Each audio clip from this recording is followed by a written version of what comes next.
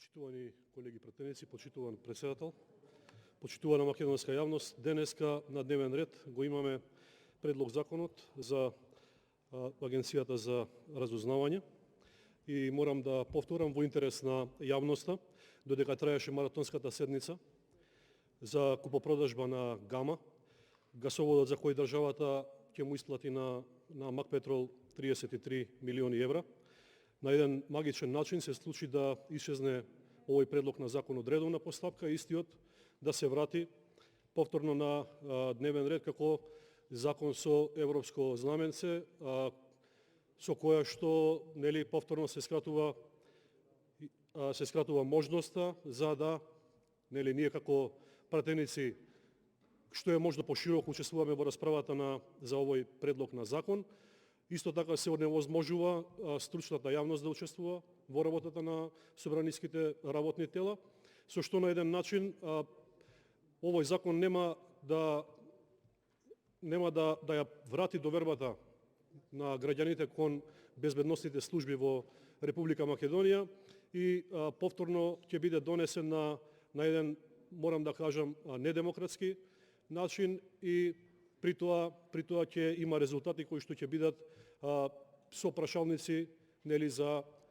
сите нас кои што сакаме да живееме во едно демократско и слободно општество. Како што кажав, овој предлог на закон беше пуштен во собраниска процедура во редовна постапка, потоа беше повлечен, односно веднаш како точка на дневен ред на пленарна седница. Значи, сметам дека немаше воопшто потреба да се случи една ваква работа, но тоа е она на што ние алармираме цело време дека се случува во ова собрание и најверојатно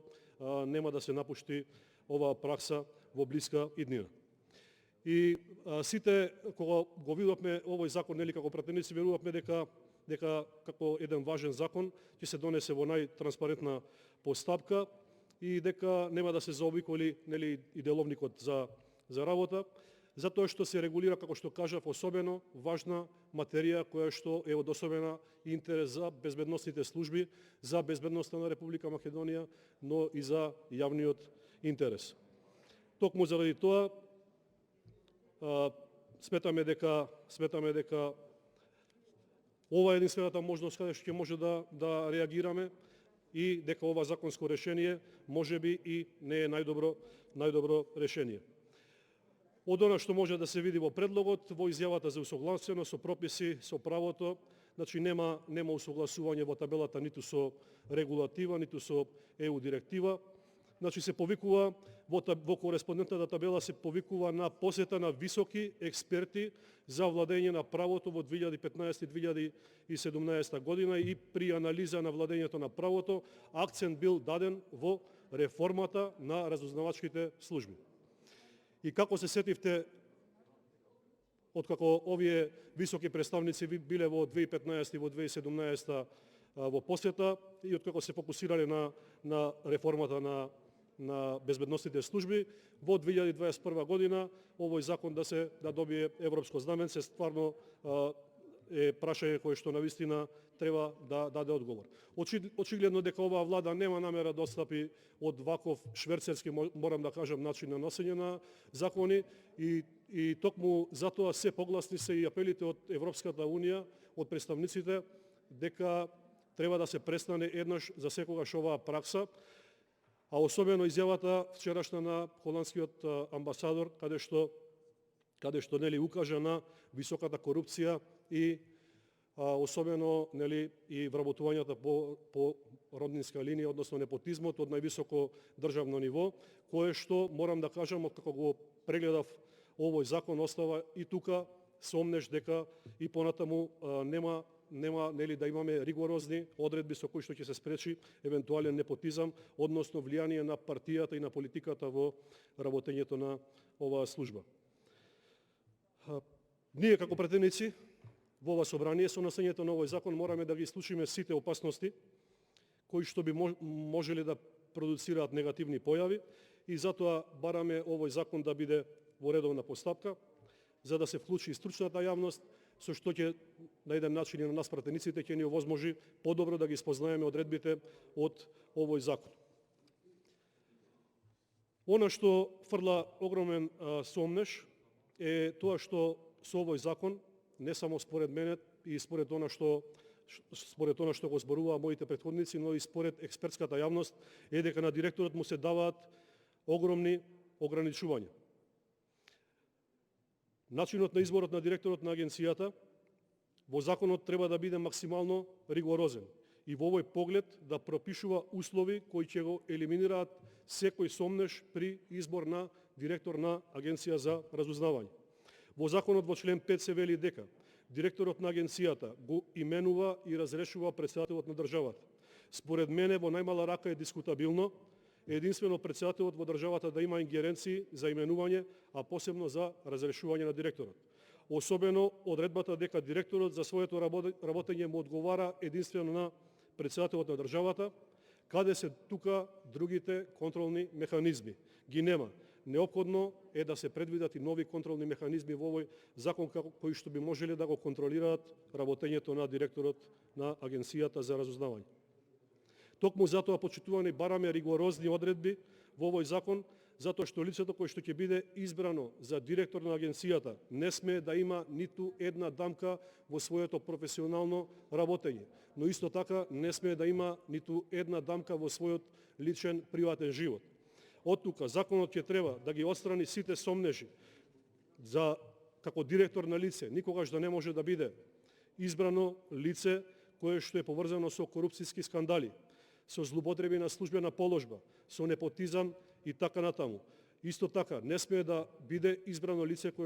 за кое што има отворено истраги во Комисијата за спречување на корупција. Понатаму, на директорот на агенцијата никако не смееме со закон да му даваме прекумерни ингеренции, како што е предвидено во овој предлог на закон, во кој директорот е апсолутист. Од овој закон се гледа дека се несразмерни правата на директорот во споредба со неговите колеги од другите агенции. Ова го тврдат експертите кои што велат дека со овој закон не смееме да создадеме чудовиште кој што ќе има неограничени можности. Во предлог законот повторно се остава простор за можност за злоупотреба и нарушување на правата и слободите на граѓаните во иднина, затоа што, како што се вели во членот 4, агенцијата може да развива и користи сопствени технички средства, електронски системи и уреди за вршење на активностите. Ова е премногу простор за манипулација кој што мора да се ограничи со ова законско решение. Во предлог законот понатаму нема јасни одредби со кои ќе се спречи било какво партиско мешање и влијание на политиката во работењето на агенцијата, со што би се елиминирале сите злоупотреби. Нема јасни одредби дека политиката не смее да има влијание врз работењето на агенцијата. Затоа ние и предложивме амандман во кој јасно ќе стои дека директорот не смее да биде член на политичка партија, особено да биде член на политички, односно партиски орган. Исто така во делот на вршење на внатрешна контрола, повторно на директорот му се даваат неограничени права.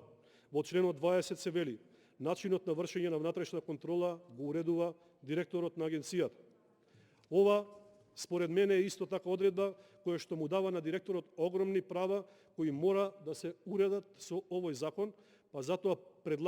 ние предложивме раководителот на организационата единица за внатрешна контрола да се постави од страна на директорот, а овој раководител да има можност да донесува, односно да изработува извештаи за внатрешна контрола, во кои што доколку има